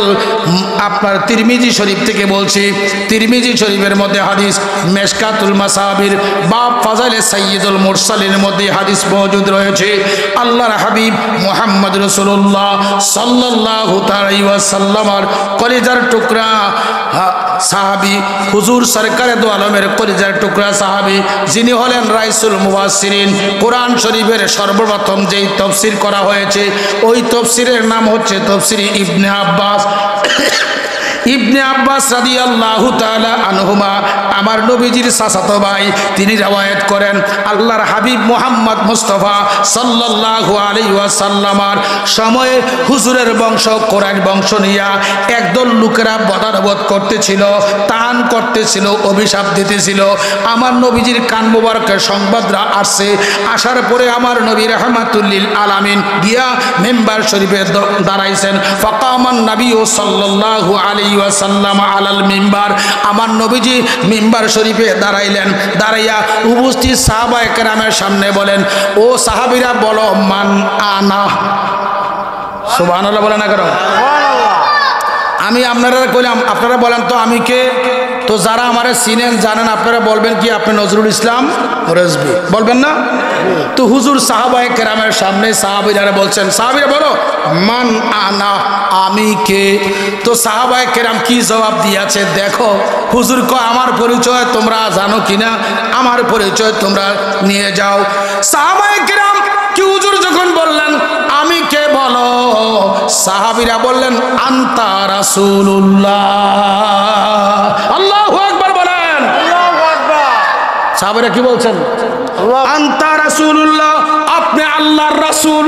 এখন প্রমাণ হয়ে গেল নবীজির রিসালাতের ধরি দিয়েছেন। আমি কে? সাহাবীরা বলে আনতা রাসূলুল্লাহ, আপনি আল্লাহর রাসূল। আনতা সেই অর্থে, ইয়া সেই অর্থে, তাই সেখান থেকে আনতা রাসূলুল্লাহর দ্বারা সাহাবায়ে কেরাম হুজুরের সামনে ইয়া রাসূলুল্লাহর স্লোগান দিয়েছে। আল্লাহু আকবার।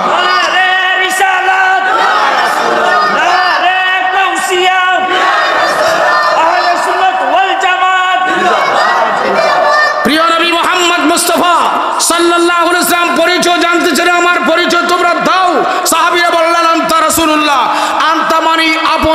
রাসূলুল্লাহ মানে আল্লাহর রাসূল, জোরে বলুন সুবহানাল্লাহ। তখন তারা হুজুরের সামনে রেসারতের ধ্বনি দিয়েছিল আনতা রাসূলুল্লাহ বলে। আর এখন আমরা মিলাদে, জুলুসে, বিভিন্ন সেমিনারে, প্রোগ্রামে একজন ব্যক্তি বলে নারায়ে তাকবীর, নারায়ে তাকবীর, আল্লাহু আকবার। আমরা কি বলি? কার জন্য? আল্লাহর জন্য। কার জন্য? অপর ব্যক্তি স্লোগান দিচ্ছে নারায়ে রিসালাত, আর আমরা কি বলি? ইয়া রাসূলুল্লাহ। এ সাহাবায়ে কেরামের সুন্নাত আদায় করা হচ্ছে। আরো জোরে বলুন সুবহানাল্লাহ।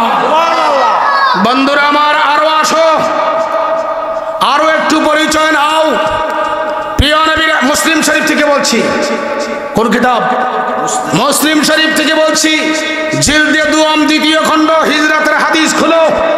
সরকারে দো আলম মুহাম্মদ মুস্তাফা সাল্লাল্লাহু আলাইহি ওয়াসাল্লাম মক্কাতুল মুকাররমা থেকে মদিনাতুল মুনাব্বারায় যখন হিজরত করলেন, মদিনাতুল মুনাব্বারায় হিজরত করে বেদায়ে সানিয়া নামক স্থানে পৌঁছার সাথে সাথেই কি হয়েছিল শোনো। মদিনার অলিতে গলিতে, ছাদের উপরে এবং মদিনা শরীফের রাস্তার দুনো পাশে আল্লাহর বান্দা বান্দিরা, আল্লাহর বান্দা বান্দি, আবাল বৃদ্ধ বনিতা ছোট বাচ্চা সহকারে সবাই দাঁড়িয়ে দাঁড়িয়ে আমার নবী ফানাদুনা ইয়া মুহাম্মাদ ইয়া রাসূলুল্লাহ, আমার নবী বেদায়ে সানিয়া নামক জায়গায় যেতেছে। আর মদিনাতুল মুনাব্বারার রাস্তাঘাটে, অলিতে গলিতে ছোট ছোট বাচ্চা সহকারে আবাল বৃদ্ধ বনিতা মহিলা পুরুষ, কেউ ছাদের উপরে, কেউ বাজারে, এবং কেউ আপনার রাস্তার দুই পাশে দাঁড়ায়া দাঁড়ায়া আমার নবীকে রিসিপশন দিয়েছে ইয়া মুহাম্মাদ ইয়া রাসূলুল্লাহ বলি। আরো জোরে বলুন সুবহানাল্লাহ। এবং হুজুর সরকারে দো আলমকে, বুখারী শরীফ, হুজুর সরকারে দো আলম সাল্লামকে আমার প্রিয় নবীজিকে রিসিপশন করেছে শুধু এভাবে না, গান গাইয়া। সুবহানাল্লাহ বলে না কেন? কি গাইয়া? কি গাইয়া? এই গানের লোকে দফ ছিল, বাদ্য ছিল, ঢোল ছিল। কি ছিল? এই ঢোলটা কি ছিল? এক মুখা ঢোল, যেটাকে কি বলা হয়? দফ বলা হয়। আমাদের মাদ্রাসার ছাত্ররা দফ বাজাইয়া নাতে মুস্তাফা হামদে বাড়ি তালা করে, এটা সুন্নাত। ওই সময় গান কি গিয়েছিল?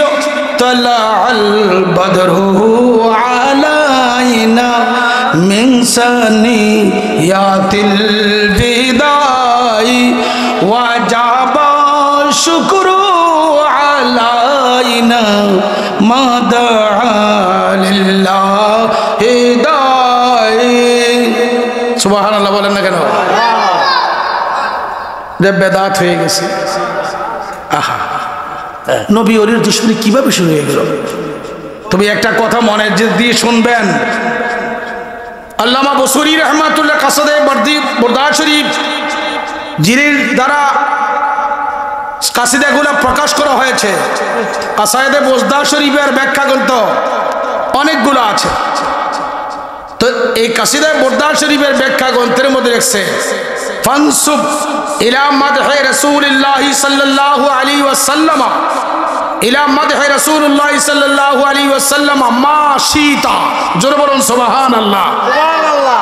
ও দুনিয়ার মানুষ, আমার নবীর শানে প্রশংসা করতে করতে করতে করতে যেভাবে চায় সেভাবে করো, যেভাবে চায় সেভাবে করো, মা শিতাবি, যেভাবে পারো সেভাবে করো, কেননা তোমার যোগ্যতা হয় নাই আমার নবীর যিনি শান প্রকাশ করতে কিয়ামত পর্যন্ত হায়াত দিল এক যারা পরিমাণ প্রকাশ করার ক্ষমতা তোমার হয় নাই।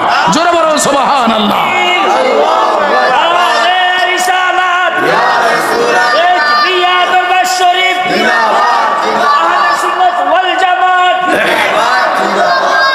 তো মহব্বতে বলি আল্লাহুম্মা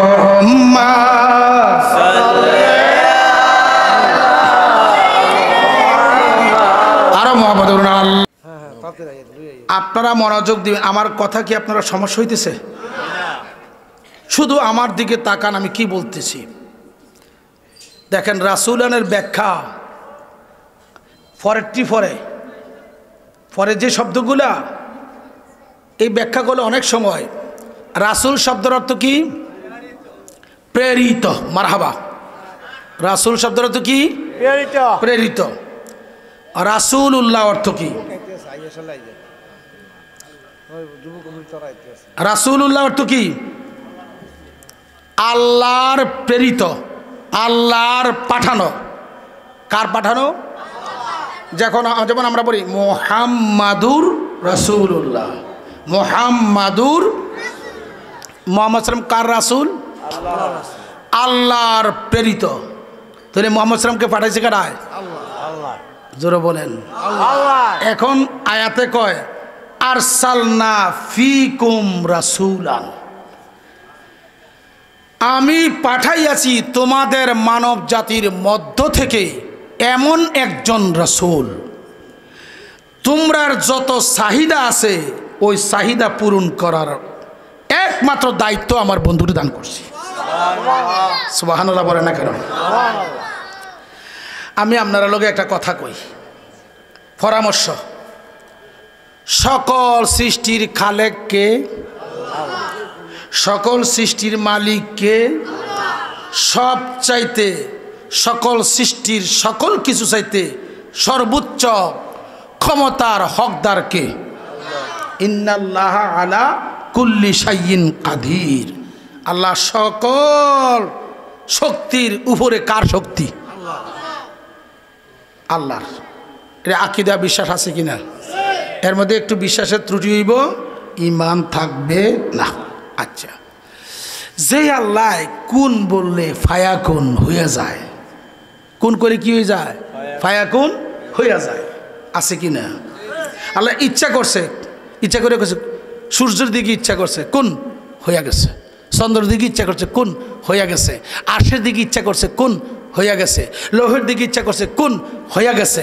নবীজির দিকে ইচ্ছা করছে, কোন। ইয়া মুহাম্মদ, বন্ধু তুমি আমার বন্ধু মুহাম্মদ হয়ে যা। ফায়াকুনু মুহাম্মাদান, মুহাম্মদ হইয়া গেছে। জোরে বলুন সুবহানাল্লাহ। ইচ্ছা কার? আল্লাহর। শক্তি কার? সকল ইচ্ছা সকল শক্তি আল্লাহর। আমরা বন্দিগিও করি কার? আলো বাতাস কার দেওয়া গ্রহণ করি? আল্লাহ। ও আল্লাহ, তুমি ওয়াহদাহু লা শারিক, তুমি কোন বললে হয়ে যায়, সকল শক্তির মালিক তুমি। ও মাওলা, তোমার কাছে দরখাস্ত, মাঝপথে আবার কেন তুমি রাসূল প্রেরণ করিলা?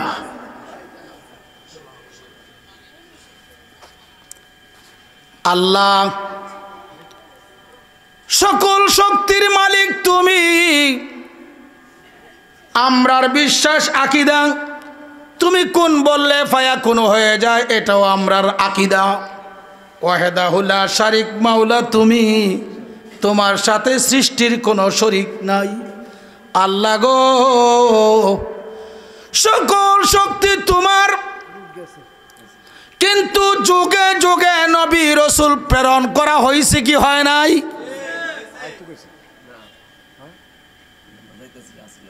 গভীর খেয়াল, যুগে যুগে নবী রাসূল প্রেরণ করা হয়েছে। সবার পরে কারে পাঠাইছে? জোর বলুন। বানাইছে আগে, পাঠাইছে পরে। আল্লাহ তোমার কাছে দাস্তবস্ত দরখাস্ত, মাওলা তোমার শক্তির উপরে কোনো শক্তি নাই। ও আল্লাহ, কেন তুমি রাসূল প্রেরণ করেছ জানতে চাই। সুবহানাল্লাহ বলেন। আল্লাহ বলেন কেন রাসূল পাঠাইছি দেখো না। ইয়াতলু আলাইকুম আয়াতিনা, এই জন্য রাসূল প্রেরণ করেছি। আমি আয়েশা তোমাদের কাছে আমার আয়াতগুলা তেলাওয়াত করে শোনাইব না। আমার বন্ধুকে, আমার রাসূলকে প্রেরণ করেছি, তোমাদেরকে আমার নিদর্শনগুলা, আমার আয়াতগুলা তেলাওয়াত করে করে শোনাবে। সকলে সুবহানাল্লাহ বলতেন না? তারে দায়িত্ব দিছে কারায়? কারে? নবীজিকে। ওয়ায়ুযাক্কিকুম, তোমরা যারা জাহেরে নাফাক বাতেনে নাফাক, আমার বন্ধুকে আমার রাসূলকে প্রেরণ করেছি তোদের নাফাকি দূর করার জন্যে। সুবহানাল্লাহ বলেন। আজকে যারা বলে রাসূলের কোনো ক্ষমতা নাই, রসুল নিজে কিছু করতে পারে না, হাসরের ময়দানও করার কোনো ক্ষমতা নাই। শুনলাম এমন বক্তব্য হচ্ছে, কোন বক্তা নাকি বলছে যে আমি জীবনে একটা ভুল করছি, রাসূল তো 6টা ভুল করছে। আপনারা কি নাউজুবিল্লাহ বলবেন না? হায় রে, মরণ সত্য, কবর তো সত্য। অবশ্যই তুমি আমি মৃত্যুমুখী হতে হবে, কবর জগৎ তোমার আমার সামনে আছে। আজকে তোমার দাপটে যা ইচ্ছা তাই প্রিয় নবী পাকের শানে আজমতে বলবে, গোস্তাকি করবে, জবাব মাওলায়ে কারিমের কাছে দিতে হবে কি হবে না? আল্লাহ বলেন, আমি এই জন্য আমার রসুলকে প্রেরণ করেছি, ওয়ায়ুজাক্কিকুম, তোমরা যদি নাপাক হয়ে যাও, আমার বন্ধুর দরবারে যদি আসো, তোমার জীবনে যত জাহের বাতেন নাপাক আছে, আমার বন্ধু যদি একটু সদয় হয়, আমার বন্ধু যদি একটু নূরের নজর দেয়, তোমার জীবনের বন্দা সমস্ত জাহের বাতেন নাপাকগুলা আমার বন্ধু দূর করবে। এই জন্যই আমি আমার পক্ষ থেকে তোমাদের নিকটে সম্মানিত রাসূলকে প্রেরণ করেছি, তোমাদেরকে পাক বানানোর জন্যে। আমরা পাক হইতে চাই কি চাই না? জোরে বলুন। পবিত্রতা 2 প্রকার। কয় প্রকার? একটা তহারাতে জাহিরি, আরেকটা তহারাতে বাতিনি। একটা জাহিরি পবিত্রতা, আরেকটা বাতিনি পবিত্রতা। 2টা দেহ, একটা জাহের আরেকটা বাতেন। আপনারা লোকে কয়টা দেহ? উত্তর দেন না কেন? দেখান। বাবা আপনার লোকে কয়টা দেহ? সভাপতি সাহেবের লোক কয় দেহ? আমার লোকে কোন যে 2টা আছে, আমি না কয়াম। আচ্ছা, কয়টা দেহ? 2টা দেখেন। আর 2টা দেহ, আমি একটা দেখতেছি, আর একটা দেখান। আসো আমার ভাইও, প্রত্যেকটি মানুষের 2টি দেহ, একটা দেহ জাহের, আরেকটা দেহ বাতেন। দ্বিতীয় কথা, একটা দেহের নাম জিসমে বসিত, এই ভারী দেহ, আরেকটা দেহের নাম জিসমে লতিফ, সূক্ষ্ম দেহ। যেই দেহ নিয়ে আমি বক্তব্য রাখছি, অঙ্গভঙ্গি করছি, আপনারা বসে আছেন দেখতেছেন, এই দেহের নাম জিসমে বসিত। এটা নাম কি? জিসমে বসিত। এটাকে বলা হয় ভারী দেহ। আরেকটা দেহ মাওলায়ে কারিম প্রত্যেকটা মানব সন্তানের, মানব জাতির মধ্যে দিয়ে রাখছে, এই দেহের ভিতরে ফিট করিয়া। ওই দেহের নাম হচ্ছে জিসমে লতিফ, সূক্ষ্ম দেহ। বাড়ি দেহ দেখা যায়, সূক্ষ্ম দেহ দেখা যায় না। জাহের দেহ নাপাক হয় জাহিরি কর্মের কারণে। যেমন আপনি আমি বাত করম দিয়েছি, জাহিরি কর্ম। আপনি আমি আপনার স্ত্রী সহবাস করেছি, পরে নাপাক হইছি, জাহিরি কর্ম। আপনি আমি প্রস্রাব পায়খানা করেছি, জাহের দেহের নাপাক। এই নাপাকগুলার জন্য যেই দেশে পানি নাই, ওই দেশে হচ্ছে মাটি। ওই দেশে কি? মাটি। যেই দেশে পানি আছে, ওই দেশে হচ্ছে পানি। মাটির দ্বারা পাক করা যায় জাহের দেহকে, এবং পানির দ্বারা পাক করা যায় জাহের দেহকে। জাহের দেহের নাপাকগুলা পাক করে জাহিরি মাটিয়ে, জাহিরি পানিয়ে।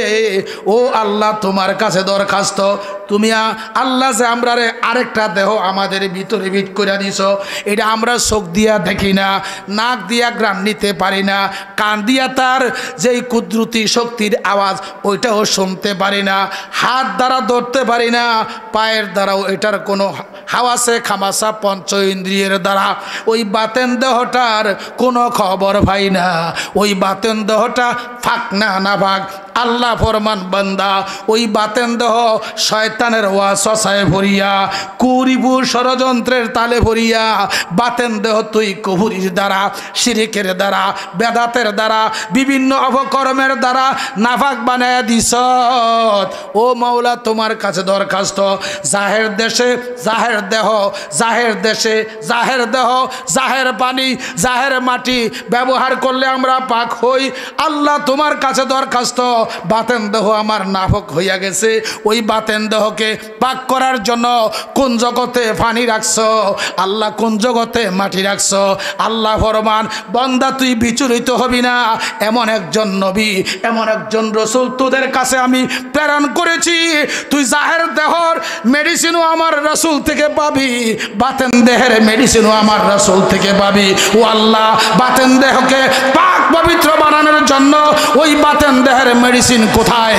আল্লাহ পরিষ্কার ঘোষণা করে দিলেন বাতেন দেহের মেডিসিন হচ্ছে আমার প্রিয় রাসূল মুহাম্মাদুর রাসূলুল্লাহ সাল্লাল্লাহু আলাইহি ওয়াসাল্লামকে তোমার কাল্ব, তোমার রূহ, তোমার সের, তোমার আকবা আত্মিক বডির মধ্যে যে পার্টসগুলো আছে ওর চাইতে কোটি কোটি গুণ ভালোবাসা দিলে মাদ্দায়ে নূরে নবুয়তের ভয়েস যখন তোর কলবে ঢুকে যাবে তোর বাতেন দেহ পাক হইয়া যাবে।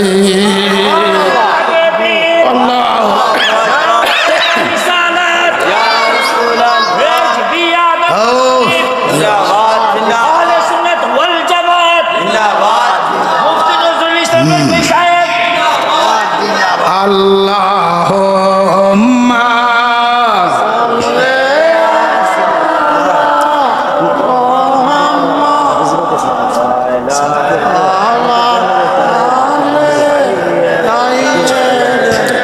ইন্না মুহাম্মাদ ওয়া আলা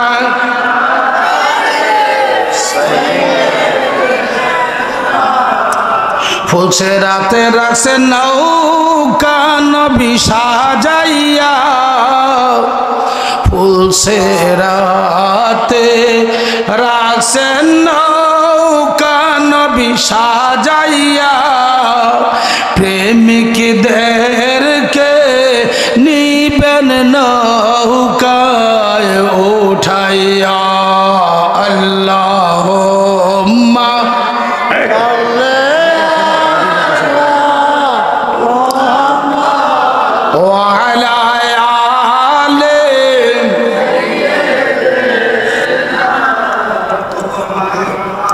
وعلى آل سيدنا।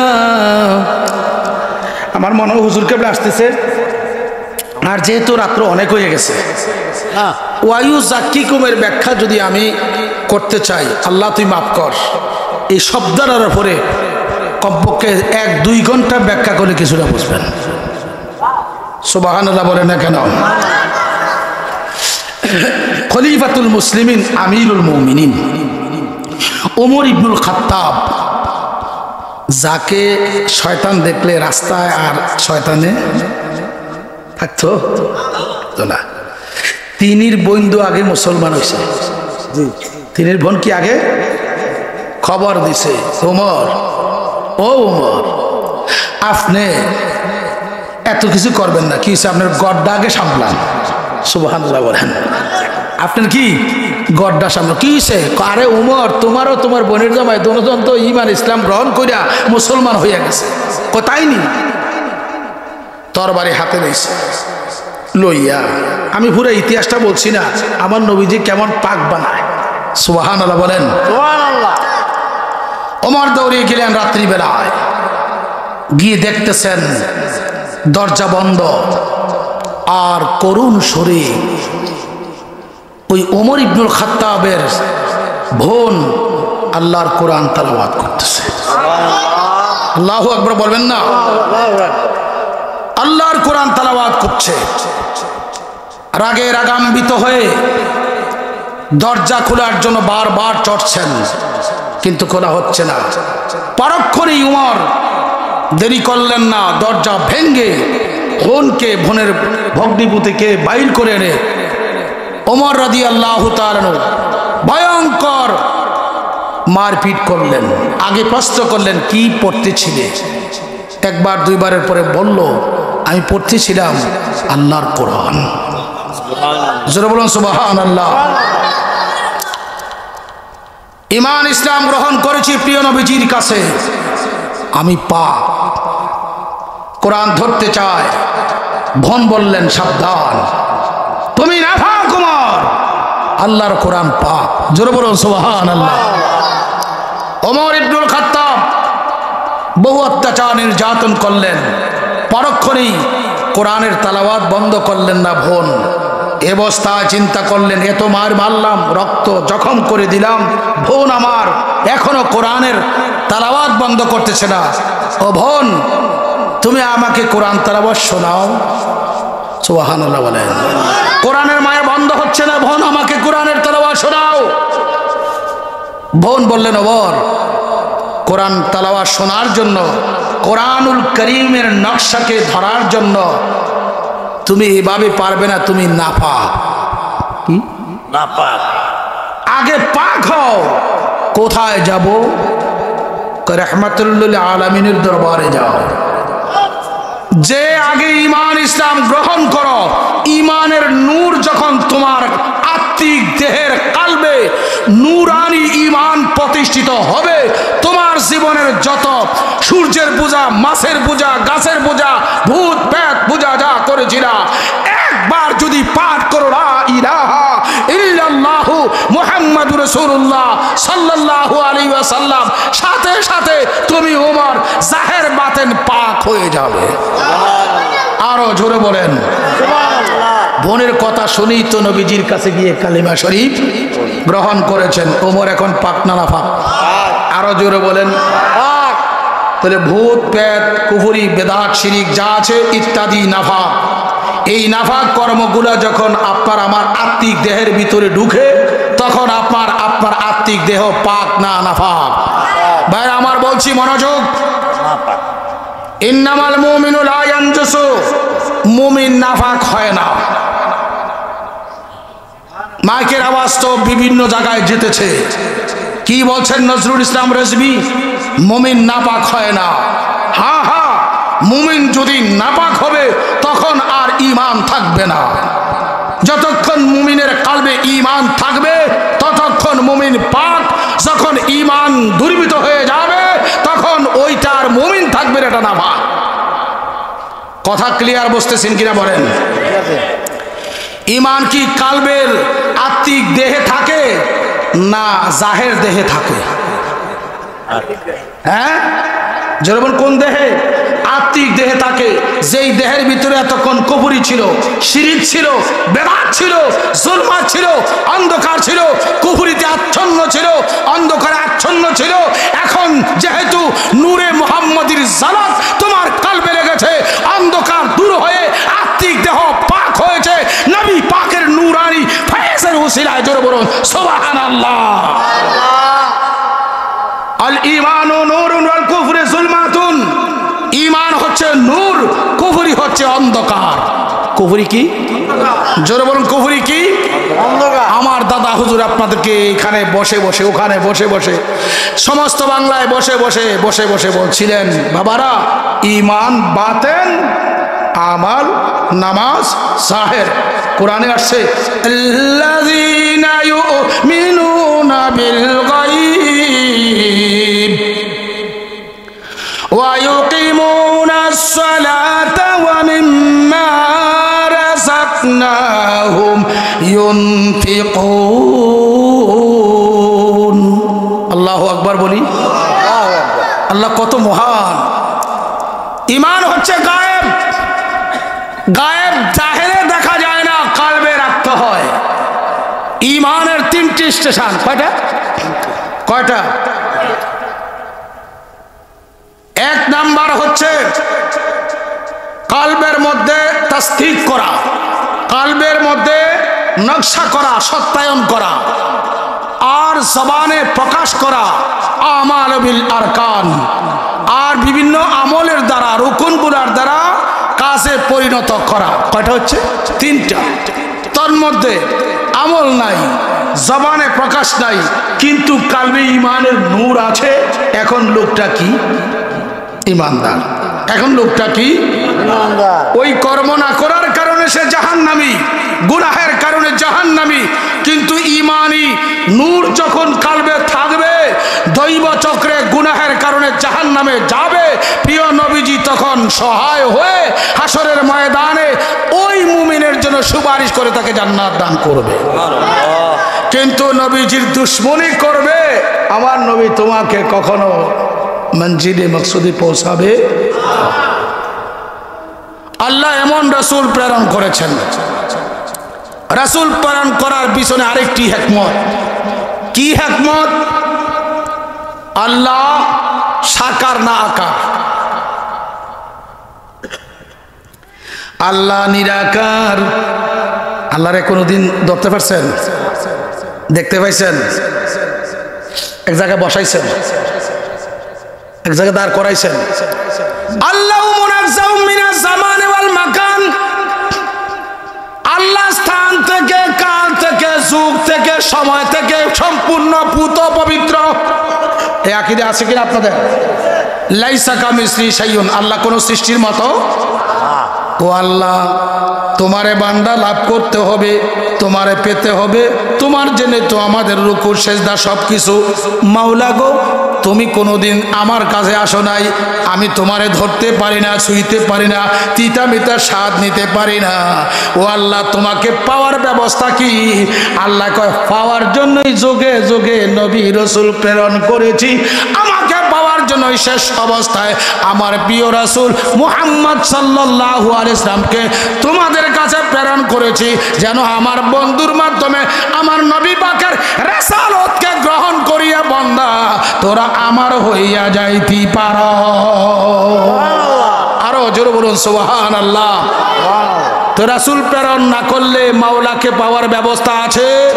নবীজির সুন্নতের আমলগুলো না করলে, নবী পাক সাল্লামের আইন কানুন বিধি বিধান না মানলে আল্লাহকে পাওয়ার কোনো ব্যবস্থা নাই। আমি শেষ বক্তব্য, আল্লাহ যদি আমারে হায়াতে বাঁচিয়ে রাখে, আগামী 20 তারিখ সাততলা আসতেছি। ওয়ায়ু জাক্কি, যারা আপনাদেরকে দাওয়াত করে আপনারা যাওয়ার চেষ্টা করবেন। ওয়ায়ু জাক্কিকুম ওয়ায়ু আল্লিমুকুমুল কিতাবা ওয়াল হিকমাতা ওয়ায়ু আল্লিমুকুম মা লাম তাকুনু তা'লামুন। এই পর্যন্ত রইল। গভীর খেয়াল। আমার শেষ বক্তব্য হচ্ছে, আমার হাতে এটা কি? কোরআন শরীফ। জোরে বলুন। এটা কোরআন শরীফ। এটা কির মধ্যে লেখা হয়েছে? কাগজে। জোরে, কিসে লেখা? এইটা কাগজে লেখা হয়েছে। এটা তো এতক্ষণ পর্যন্ত শুধু কাগজ ছিল। কি ছিল? কাগজ। যখন আল্লাহর কোরআনের আয়াতগুলো লেখছে, এটা কি হয়ে গেছে? কোরআনুল করিম, কোরআন শরীফ। এখন এটাকে যেমনি ইচ্ছে এমনি ব্যবহার করতে পারবেন না। এটার এখন কি পাওয়ার? কদুর পাওয়ার। হ্যাঁ, এটা বুকে ধারণ করো, এটাকে ঠোঁট দ্বারা চুমাও, চোখে লাগাও। এটা কি বেদাত না এটা তাজিম? জোরে বলেন। শুধুমাত্র পাতা, শুধুমাত্র কাগজ, যেমনি ইচ্ছা তেমনি ব্যবহার করলে কাগজ দিয়ে অনেক সময় নাফাকিও দূর করে, কত জায়েজ নাই। কিন্তু সাধারণ কাগজের কোনো মূল্য নাই, কেউ চুমা দেয় না। আমি জানতে চাই, কাগজের মধ্যে যখন আলিফ লাম মিম যালিকাল কিতাবু লা রাইবা ফীহি হুদাল লিল মুত্তাকিন, এভাবে যখন কোরআনের হরফগুলো, আয়াতগুলো, সূরাগুলো লেখা হয়, তখন কি এটা সাধারণ কাগজ থাকেনি? আরো জোরে বলেন না। বায়রে কোরআনের নকশা, কোরআনুল কারীমের আয়াত তোমার আমার পেপার মিল থেকে কাগজের মধ্যে লেখা হইল। এই কাগজকে কতই না বাড়ানো হয়েছিল। কইছিনি যারা কুলি আছে কাগজের বান্ডেল যখন আসে ফারাইয়া ফারাইয়া নামায় নামায় না নামায় না বস্তায় মধ্যে পুরায় ফারা হাত দেয় কি দেয় না ও কাগজ তোমার বিন্দু মাত্র মূল্য নাই তোমার কোনো সম্মান নাই কাগজ কয় আমি যদি শুধু কাগজ ছিলাম তখন কেউ আমারে সম্মান দেয় নাই কেউ আমারে ইজ্জত দেয় নাই যখন আমার মধ্যে আল্লাহ পাকের কালাম নকশা করা হয়েছে তখন আমি আর সাধারণ কাগজ না গো ও আল্লাহর বান্দা তোমার চুমার পাত্র হয়ে গিয়েছি এতক্ষণ কাগজের কোনো মূল্য ছিল না আল্লাহর কোরআন যখন কাগজে নকশা করেছে এই কাগজের মূল্য হয়ে গিয়েছে চুমার পাত্র হয়ে গেছে শরীফ হয়ে গিয়েছে আমি বলতে চাই রে ভাই জবাব দেও রে এই কাগজে নকশা করার কারণে কোরআনকে লেখার কারণে কাগজের পাতা কাগজের এত মূল্য হইল কোরআনের নকশার কারণে আমি জানতাম চাই আল্লাহ তো কোরআনে বলে নাই এই পাতাকে লাকাত কাররামনা বানি আদম আদম সন্তানকে বলেছে লাকাত কাররামনা বানি আদম আদম সন্তান হচ্ছে সমস্ত সৃষ্টির মধ্যে আল্লাহর শ্রেষ্ঠতম সম্মানিত বান্দা কি বলেন